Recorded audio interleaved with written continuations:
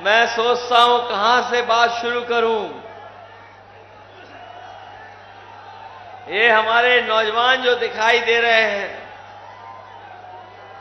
इस बार इन्होंने ठान लिया है और मन बना लिया है कि इस बार भारतीय जनता पार्टी की सरकार बचेगी नहीं।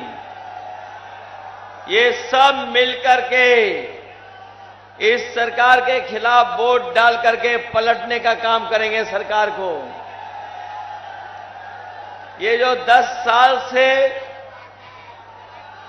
इनके सांसद और सरकार है, इस सरकार ने 10 साल में हमारे गरीब और किसानों को धोखा देने का काम किया।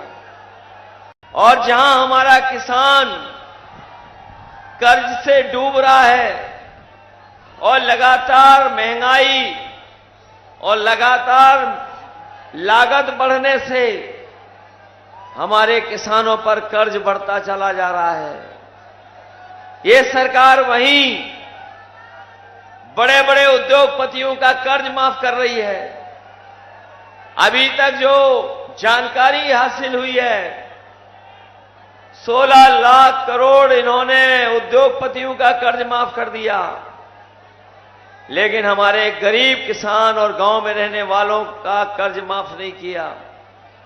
जब इन्होंने कर्ज माफ करने का फैसला लिया बीजेपी वालों ने,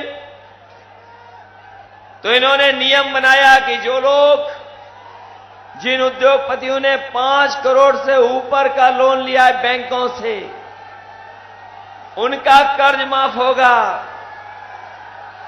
5 करोड़ ऊपर वालों का कर्ज माफ कर दिया, लेकिन हमारे गरीब और किसान जिनका लाखों में कर्ज था, इनका कर्ज माफ नहीं हुआ। आप लोग जानते होंगे जो हारने वाले हैं लोग, वो खिसिया जाते हैं। बताओ बीजेपी वाले खिसिया गए कि नहीं खिसिया गए? अभी तक जहां जहां वोट पड़ा है, बीजेपी वाले बहुत पीछे छूट गए हैं, बहुत पीछे छूट गए। और जब जनता में हारने लगे, तो प्रशासन को आगे कर करके लोगों को डरा रहे, धमका रहे हैं। ये चुनाव हमारा आपका तो है ही है, लेकिन ये चुनाव हमारे आने वाली पीढ़ी के भविष्य का भी चुनाव है। ये बीजेपी के लोग संविधान को खत्म करना चाहते हैं। ये बीजेपी वाले जो दिल्ली से लखनऊ तक बैठे हैं, ये संविधान को खत्म करना चाहते हैं, संविधान को बदलना चाहते हैं।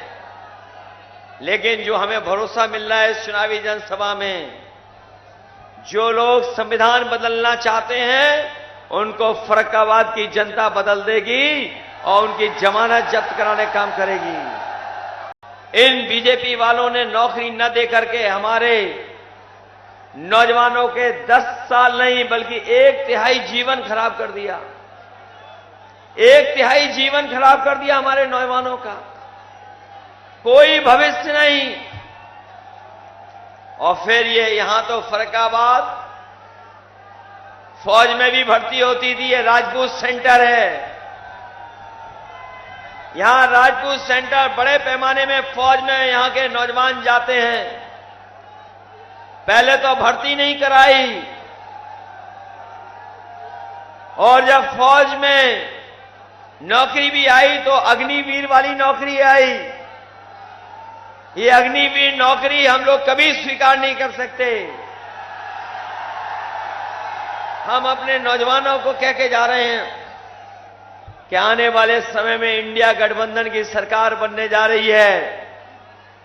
समाजवादी पार्टी के लोग पहले दिन ही अग्निवीर व्यवस्था को हमेशा के लिए खत्म कर देंगे।